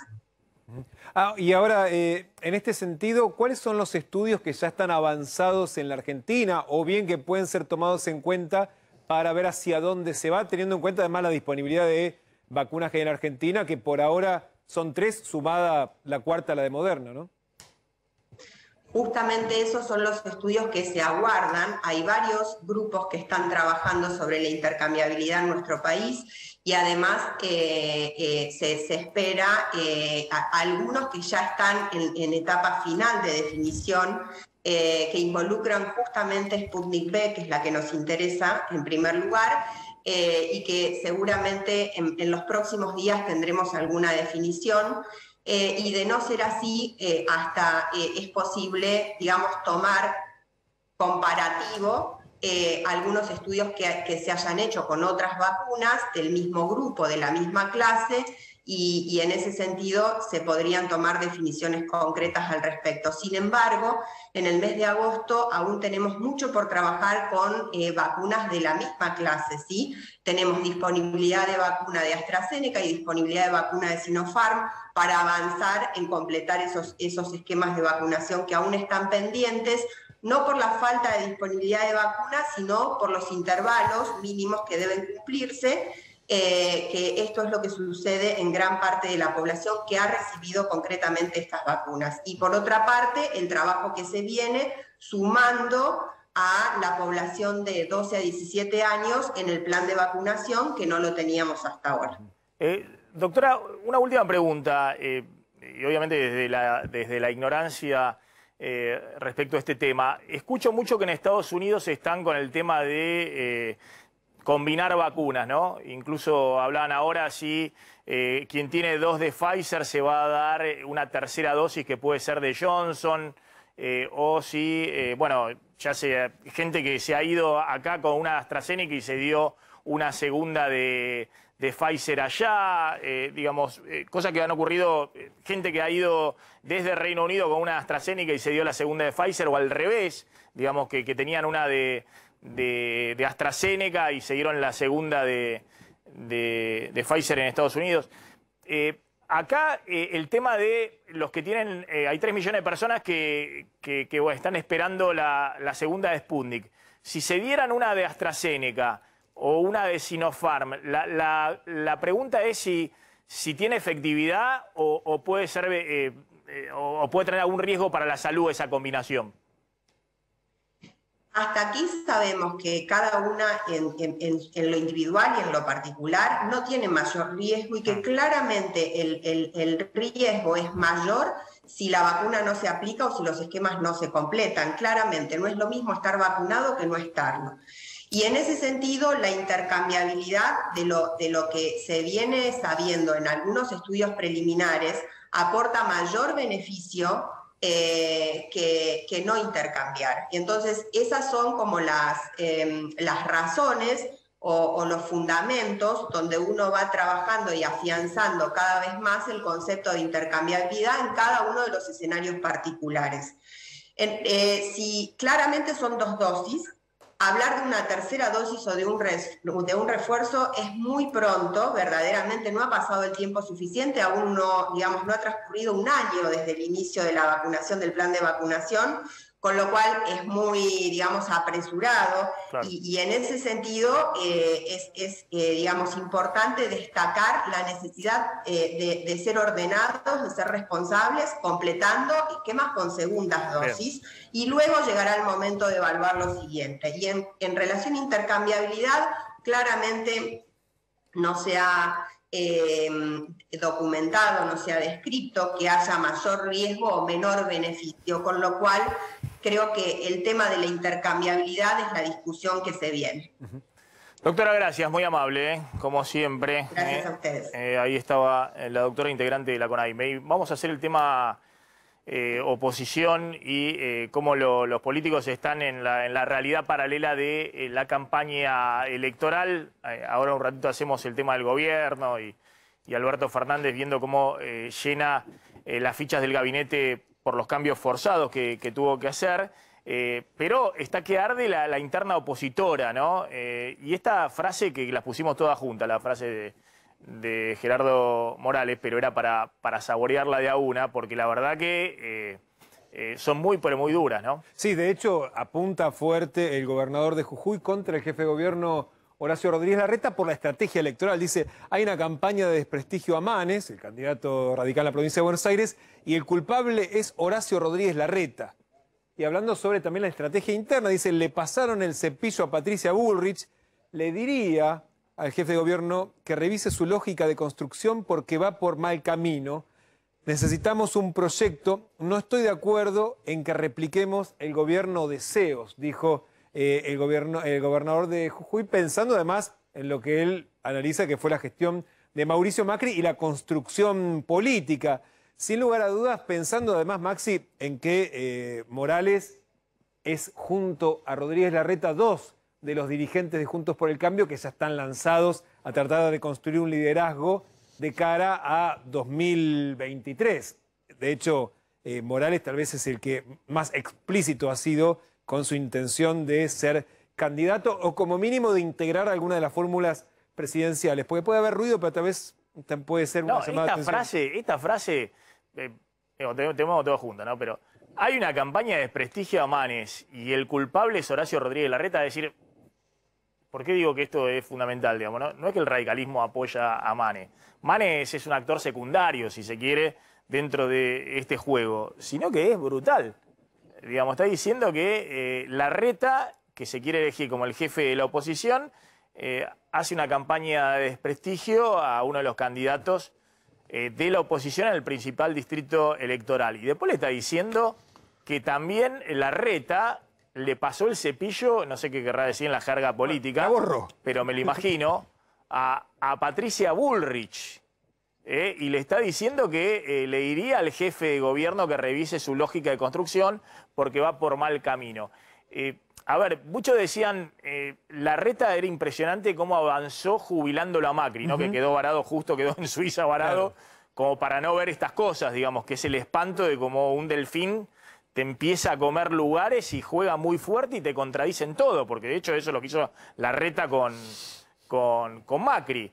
Ahora, lo que está viendo el radicalismo es que Larreta avanza con todo, avanza contra Bullrich, avanza contra el propio radicalismo y el candidato radical le dice que está montando una campaña de prestigio. De hecho, y Maxi, estaba previsto que por estas horas radicales... Tengo una foto de Larreta, digamos, porque pongámosle ahí a Gerardo Morales. Bueno, de hecho, a ver, Santilli, porque de hecho Santilli es el que le respondió, tratando de bajar un poquito el tono a Gerardo Morales. Dice, cuando la tensión escala, lastima a la gente, yo estoy acá para cuidar a la gente, no estoy para chicanear a dirigentes. Santilli que trata de jugar a, bueno, bajar precisamente esa tensión y no subirse a la interna que está proponiendo el radicalismo de ir con todo, ¿no? De hecho, la estrategia del PRO no es solamente jubilar a Macri en la campaña, sino tratar de evitar una confrontación tan dura, o sea, jugar a que son todas palomas, y hoy están quedando, de hecho, los radicales como los halcones en la campaña. Un poquito también que le suma a Larreta para mostrar que en el juego de los moderados termina siendo él, ¿no? Quedando un poquito, dejándolos en offside, porque también... tanto los radicales como Larreta están en acuerdo los dos que hay que jubilarlo a Macri. Los dos en ese punto están de acuerdo. Y lo han dejado totalmente de costado. Pero, ojo, que Larreta está mostrando que no solamente avanza dentro del PRO, las quejas de Patricia Bullrich, me copó todo, Macri no me ayudó, pero ¿qué va a hacer Macri, digamos, si Larreta tiene el aparato de la Ciudad de Buenos Aires y avanzó? Sino también el radicalismo. Está viendo que Larreta también va a fondo en la campaña contra Manes en la provincia de Buenos Aires. Y ahora, Maxi, de todos modos, no es un tema de radicales contra PRO, porque también hay discusiones que se dan adentro de los partidos, porque en cada distrito las alianzas, los acuerdos quedaron divididos. De hecho, en la provincia de Córdoba, donde hay una elección también muy clave, porque no solamente se eligen diputados, sino senadores, ahí quedaron los radicales divididos. De hecho, el candidato que tiene el apoyo del macrismo, que es el presidente del interbloque, Mario Negri, salió a castigar duramente a los senadores que son del PRO en la provincia de Buenos Aires. Dice, Córdoba hace años que no tiene una voz potente en el Senado porque el gobierno provincial, por sus dificultades, arregla con el gobierno nacional. El Senado es la madriguera del poder de Cristina Kirchner. Me siento con potencia y capacidad para encender las luces en el Senado. Los representantes, hay de hecho un senador radical y una senadora macrista, y salió Lustó, que de hecho también respalda a Manes en la provincia de Buenos Aires, a responderle durísimo. Dice, quiero creer que opinás por desconocimiento y no con mala intención. Laura Machado y Ernesto Martínez son los dos senadores que tiene Córdoba hoy en el Senado, dice: son extraordinarios senadores con los que trabajamos para enfrentar al kirchnerismo. Muchas veces tuvieron las posturas más duras en nuestro bloque. Imagino que ambos esperan disculpas. O sea, Maxi, no es solamente un tema de radicales contra el PRO, también tiene que ver con los armados de cada lugar y también quién trata de, digamos, generar, la mejor estrategia pensando en el 2023. Lustó es uno de ellos, que también está pensando en el 2023. Porque muchos están diciendo si nos matamos ahora, ya no solamente es cómo llegamos a las elecciones de ahora, digamos, las legislativas de este año, sino también qué construcción vamos a tener hacia adelante. Y de hecho estaba previsto que esta semana se terminase de redactar una suerte de manual de uso para las elecciones, un manual de convivencia, y pensando en la estrategia nacional, pero en la provincia de Buenos Aires, y está tan lejos la posibilidad de acordar un manual de convivencia que decidieron patearlo una semana a ver si se ponen de acuerdo. Porque ni siquiera están logrando... ¿Qué significa esto? Es qué podemos decir y qué no. O sea, no me vengas a decir vos sos responsable de la crisis de Macri, lo que le están diciendo, digamos, lo que está diciendo Manes a Larreta y a Santilli. Bueno, porque claro, cada uno quiere tratar de ponerle un stop al otro en la estrategia electoral y no lo están consiguiendo. Está Alejandro Katz. Alejandro, gracias por atendernos, como siempre, un gusto. Al contrario, Maxi, gracias por llamarnos. Bueno, hablamos la otra vez de cómo se había buscado desmacrizar la campaña de la oposición, pero bueno, ahora se ve también que hay cruces muy fuertes en la oposición. No sé cómo interpretás esto, si es por el tema de los liderazgos, el radicalismo que cree que tiene chances en el 2023 de tener candidato propio, y Larreta que ya en esta elección se quiere ungir como candidato presidencial para el 2023. Bueno, efectivamente, todo lo que mencionás está presente en estas discusiones. Yo diría dos cosas, Maxi. Por un lado, tenemos que entender que la política tiene algunas reglas que le son propias, reglas que tienen que ver con la competencia por liderazgos, con la construcción de corrientes internas en las coaliciones, etc. Es decir, con los aspectos más descarnados del poder. Los aspectos más descarnados quiere decir aquellos que tienen que ver puramente con el poder. Y hay una dimensión de la política que tiene que ver con las ideas, con los modos de pensar la sociedad, con modos de conceptualizar los problemas, con modos de organizar soluciones y proponerlas, etc. Lo que estamos viendo en estos días es solamente la primera de las dimensiones de la política, que es la más desagradable siempre, sobre todo para una ciudadanía que está muy golpeada por lo real. Cuando las épocas son de prosperidad y de ilusión o de esperanza, ver las disputas de poder no hacen sentir que son a expensas del bienestar común. Cuando la situación es tan desfavorable, la disputa de poder es percibida como la de quienes han perdido contacto con lo real. Yo matizaría un poco esto último, diría, es comprensible y es necesario que se organice el poder en estructuras que, como las estructuras partidarias, están concebidas para controlar el poder.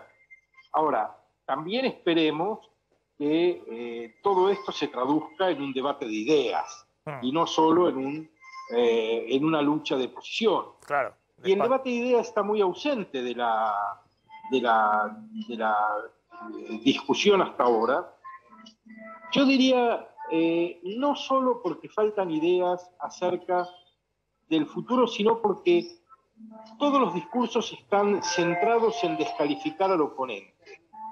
Lo más importante de lo que pasa es mostrar que el otro es muy malo, como si eso garantizara que uno es muy bueno. Y creo que un problema particular de estos tiempos en nuestro país es que todos los que están enunciando esos discursos son partes protagonistas de fracasos previos. Por tanto, no es suficiente con que el radicalismo y el PRO muestren que el kirchnerismo y el peronismo son un mal gobierno, sino que se pregunten por qué ellos mismos fueron un mal gobierno. Bueno, es que, Alejandro, fíjate que justamente eso es lo que trata de hacer Manes, ¿no? Dice Manes, yo no participé ni en el gobierno de Macri ni de Vidal. Trata de mostrar un radicalismo que no tiene la mochila de un fracaso. Lo que pasa es que, bueno, hay un radicalismo que tuvo durante 2 décadas la mochila del fracaso del 2001. Manes, y creo que también de alguna manera, no sé, Lustó, pero bueno, Lustó estuvo con Cristina, fue ministro de Economía de Cristina, y Alberto Fernández, jefe de gabinete, pero Manes dice: yo soy nuevo en la política, no, en la provincia de Buenos Aires no tengo nada que ver con el fracaso de Macri o el castigo muy fuerte que tuvo Vidal en el 2019 en la provincia de Buenos Aires. Tenés toda la razón.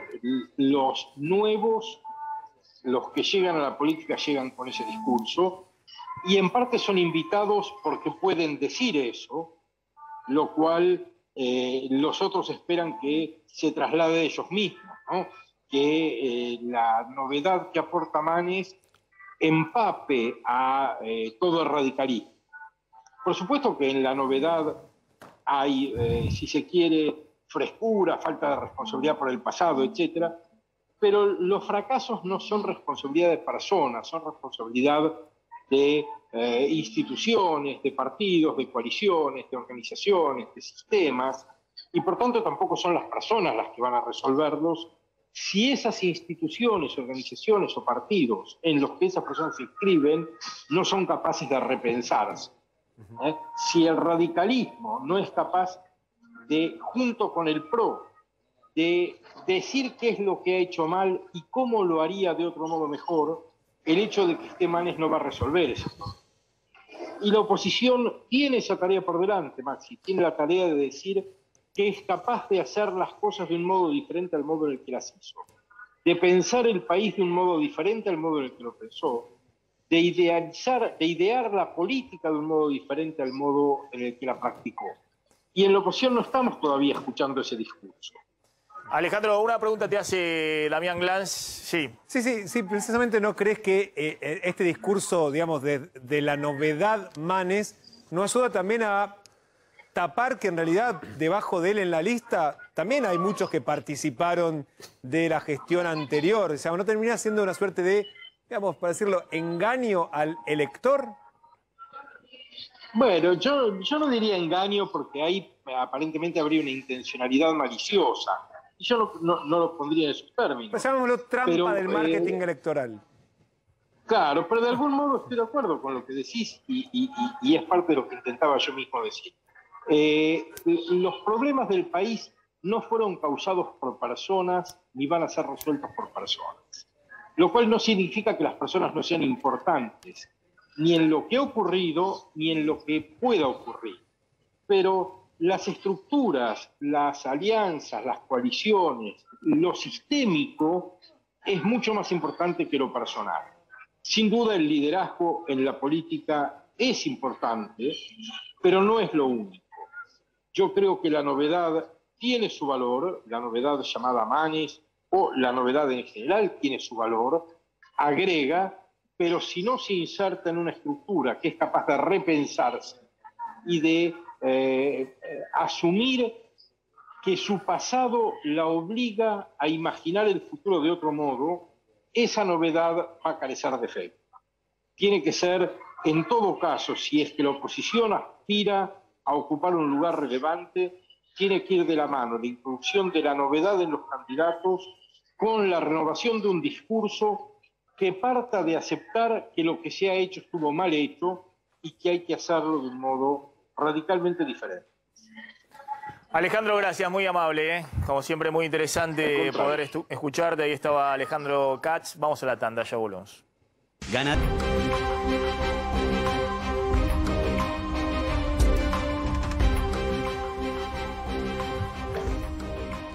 A ver, vamos a mover porque tenemos mucha información, entonces quiero mover la información que tenemos. Fíjense lo que está pasando en el mercado cambiario. Venimos diciendo, ojo, lo que está pasando con el dólar y el Banco Central, mientras los políticos están en campaña y mientras están discutiendo si este es mejor que el otro y se pelean entre ellos, incluso en las internas. Lo que vimos contando, la preocupación de Guzmán y Pelle en este momento, el presidente del Banco Central.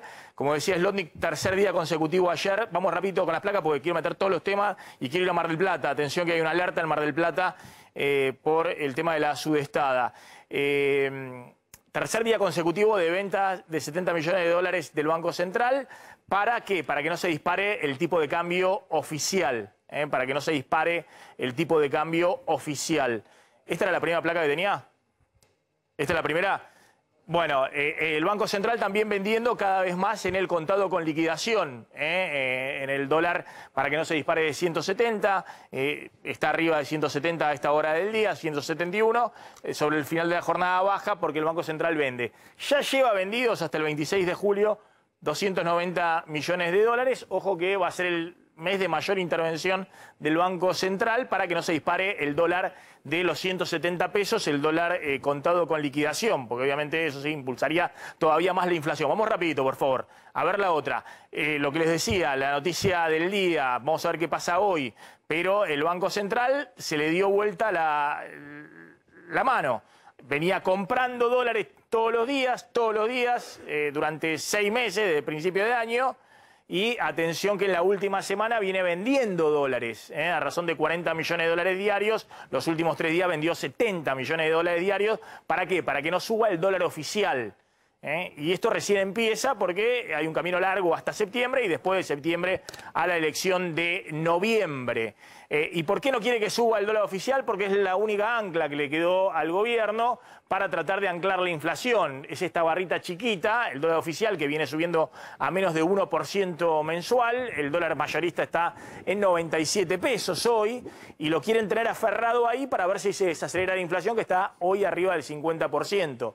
Lo que se está acomodando es ese dólar blue, que hoy está en 180 pesos, viene subiendo en los 4 meses, subiendo, ¿no? Ya desde abril, mayo, junio y julio, y lo que se desacelera muy lentamente es la inflación, que viene arriba del 3% mensual, cuando está subiendo apenas el dólar. Eso es lo que empieza a generar cada vez más desequilibrio también en el mercado cambiario oficial, donde el Banco Central tiene que poner dólares para pagar importaciones y te entran cada vez menos exportaciones. Y finalmente, no sé si me acuerdo de una final, pero ojo que vamos a un semestre donde hay más peso en la economía, menos dólares, y eso es lo que está generando el tema de las tensiones cambiarias. Bueno, anclemos lo que está pasando en el gobierno desde el punto de vista político. Recién hablamos de la oposición, mostramos las peleas de la oposición acá en la ciudad de Buenos Aires, pero también en la provincia de Buenos Aires, y obviamente lo que está pasando en gobierno, donde Alberto Fernández quiere ocupar los ministerios que quedaron vacantes. Damián Glanz, vení a explicarlo acá conmigo, dale. ¿Hablamos de la Ciudad de Buenos Aires? A la Ciudad de Buenos Aires, mirá qué linda está la Ciudad de Buenos Aires. Hoy volvió Maxi, el presidente, anoche desde Perú, y hay un dato importante que va a ayudar también a entender los plazos de estos días para los reemplazos de estas 7 personas que son los funcionarios nacionales que van a dejar el gobierno. De hecho, ya todos anunciaron que van a presentar sus renuncias. ¿Por qué te digo un dato? Porque el presidente se aisló en Olivos y tiene que estar 7 días aislado, más allá de que tiene las 2 vacunas, de que la resolución, la decisión de, digamos, de aislarse, lo excluye porque es funcionario, pero porque viene de Perú, por el miedo a la variante Delta, se queda aislado en Olivos. Es decir, no va a poder recibir a ninguno de los que va, ni tampoco tomarle juramento a los que... Esperemos que no haya visita en Olivos, ya que el presidente está aislado con la variante Delta, que no haya visitas este fin de semana, entonces bueno, tampoco... Ni a él ni a nadie, claro, porque de hecho... Está aislado el presidente, claro. sí. Pero lo cierto es que hoy hay 6 funcionarios que no están generando mucho ruido, más allá de las pulseadas internas que hay por ocupar algunos lugares.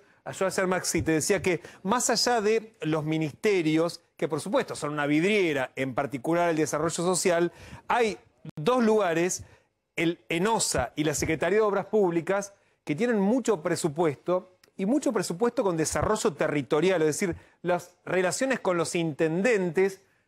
Vos sabés lo que significa para una ciudad que les hagan las obras de cloacas o bien que haya obras de mejoramiento urbano. Digamos, son las 2 secretarías claves que están en discusión y de hecho, para el caso de obras públicas, ya habría un intendente que podría ocupar ese lugar, que es Mariano Cascallares, que es el intendente de Almirante Brown. Ya veníamos hablando que en el caso de desarrollo social hay un candidato que es Juanchi Zabaleta, intendente también. ¿No está confirmado todavía?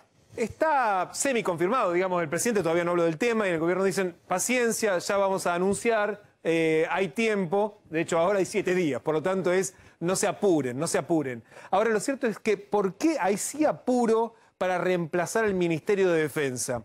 De hecho, hoy Agustín Rossi, tuvo un acto en la despedida de la fragata Libertad, que va a recorrer Uruguay, Chile, Perú, y de hecho se despidió formalmente de las Fuerzas Armadas. Dijo, hoy es mi último acto como ministro, gracias a todos, y quiere ir ya a hacer campaña electoral.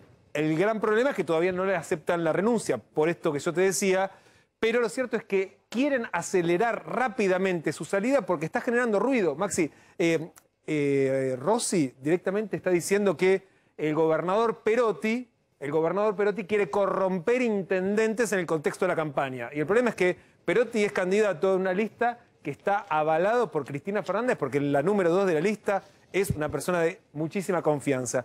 Y en este sentido el presidente, más allá de estos 7 días, quiere resolver ya los reemplazos para que la discusión por precisamente los que van a venir no terminen de esmerilarlo como pasó en la previa del armado de las listas, donde se decían que desde el primero al último de los ministros prácticamente se tenían que ir. O sea, no quiere el presidente que se repita esa discusión ahora cuando la campaña está lanzada y cuando de hecho él también quiere ser protagonista de la campaña electoral. Nombres, Maxi, que circulan para algunos de estos reemplazos. Ustedes decían, Zabaleta, del que venimos hablando, Mariano Cascallares muy probablemente para la Secretaría de Obras Públicas, y después hay nombres que empezaron a circular y hay que prestar atención desde dónde vienen los datos para ver si efectivamente tienen algún tipo de asidero o no.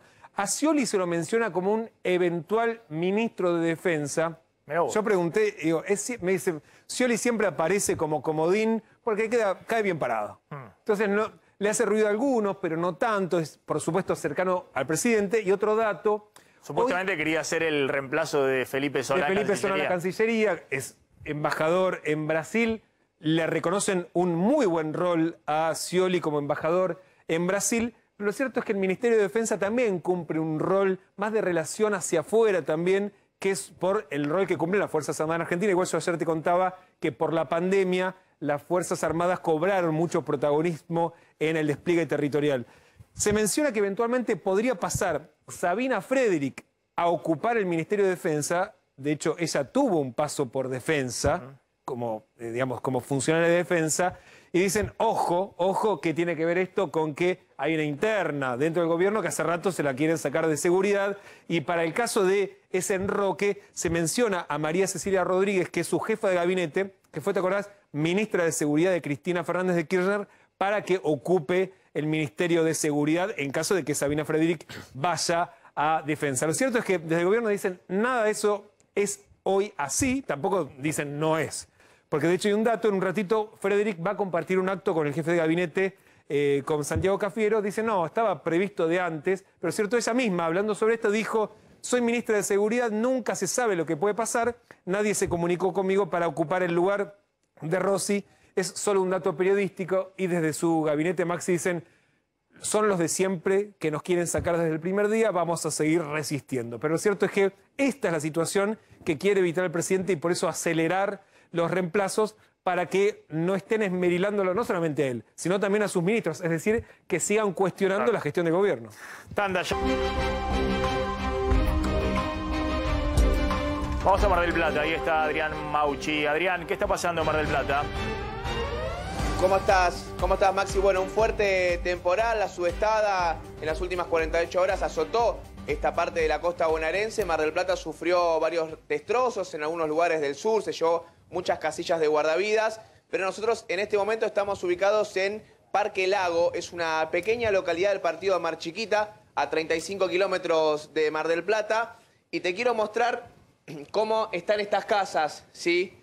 Están al borde de que se la lleve el mar, ¿sí? Esta es la que mejor la pasó al momento, pero yo te quiero graficar, a ver si me entendés, Maxi. ¿Ves mi altura en este momento? ¿Ves la altura que tiene aquí el terreno? Bueno, hace una semana todo este lugar estaba lleno de arena, ¿sí? Estos bolsones no se veían, estos bolsones fueron colocados hace un tiempo atrás por los propietarios de estas casas para justamente evitar que pase esto. Claro. La subestada de hace 2 días se llevó muchísima parte del terreno, de la arena que estaba aquí en este lugar. Ahora los vecinos, los propietarios están desesperados pidiendo a la provincia, al partido Mar Chiquita, que rellene esta zona porque realmente esta casa, por suerte, tiene unas construcciones viejas debajo del terreno que el propietario se enteró ahora que estaban, que hacen que esté estable. Obviamente necesita una construcción para evitar una futura subestada y que se lleve la casa. La peor parte se la llevan las casas que tenemos a nuestra izquierda. Por un lado, en este lugar ya estuvo trabajando ayer el municipio y el director de obras hidráulicas de la provincia. Aquí vemos cómo quedó al descubierto un pozo ciego, ¿sí? Como la séptica de esta casa, que antes obviamente esto no se veía. O sea, te vuelvo a graficar, Maxi, esto está todo agarrado. ¿Tiene peligro de derrumbe? Sí, pero no hay riesgo para que nosotros pasemos por aquí. Adrián. A esta altura estaba todo lleno de arena. Aquí había una bajada a la playa en esta casa. Para ubicarnos, ¿a dónde es esto exactamente de Mar del Plata? ¿Dónde es para ubicarnos de Mar del Plata? Estamos ubicados a 35 kilómetros de Mar del Plata. Esto es partido de Mar Chiquita. Estamos pegaditos a lo que es Mar de Cobo. Estamos a unos 15 kilómetros de Santa Clara del Mar. Más al norte está la laguna de Mar Chiquita y el balneario parque Mar Chiquita. O sea que estamos antes de llegar a Mar del Plata. Justamente. Es antes de llegar a Mar del Plata. Digamos, es más al norte, más para acá. Exactamente. Está bien. Exactamente, es antes de llegar a Mar del Plata, sí. Vamos a seguir, te voy a mostrar cómo está. Primero te mostraba lo el pozo ciego que quedó al descubierto. Esto es una construcción de hace muchos años, ¿sí? De 1986, tiene más de 30 años estas casas. Y sí, y la peor parte, es un tema en la costa. Te voy a agregar un dato más. Sí. La peor parte se la lleva a la casa que está aquí en la punta, que ya, bueno, le pusieron unos palos de madera para evitar que se caiga. Pero para que vos te des una idea, a ver si podemos, estamos acá con nuestro camarógrafo. Hace 10 años, en este lugar, donde estoy parado yo, había una calle. Claro, sí. Acá había una calle, está claro. Obviamente una calle de tierra, de arena, que ya no está más. Acá había una calle que ya desde el año 2008, por lo menos, 2010, ya no está. Está claro, sí, está claro cómo avanza el mar. Hay varios balnearios que están con ese tema, ¿no? También ahí en Costa del Este, ahí al lado de Santa Teresita, también está ocurriendo lo mismo en el Partido de la Costa. Adrián, gracias, muy amable, como siempre. Ahí estaba Adrián Mauchi en Mar del Plata, o en Mar Chiquita en realidad. Me dije Mar del Plata, pero estábamos ahí nomás de Mar del Plata. Bueno, lo habíamos anticipado al principio del programa, confirma entonces los aumentos que se vienen a partir de agosto. Claro, distintos aumentos, arrancando por lo que se confirmó ayer mismo, las prepagas tienen un aumento del 27% de aquí hasta fin de año, 9% a partir justamente de agosto, otro 9% en septiembre, otro 9% en octubre y ya entrando en el 2022, en enero, un 9% adicional, acumulando en el año 40,5%. Esto forma parte, Maxi, del acuerdo de aumento salarial en sanidad. Ayer se cerró a la noche 45% de incremento para los trabajadores de sanidad, también lo habíamos adelantado. Salió publicado la autorización en el boletín oficial, fíjense que es uno de los precios que está regulado, porque en el año va a tener 40,5%, por debajo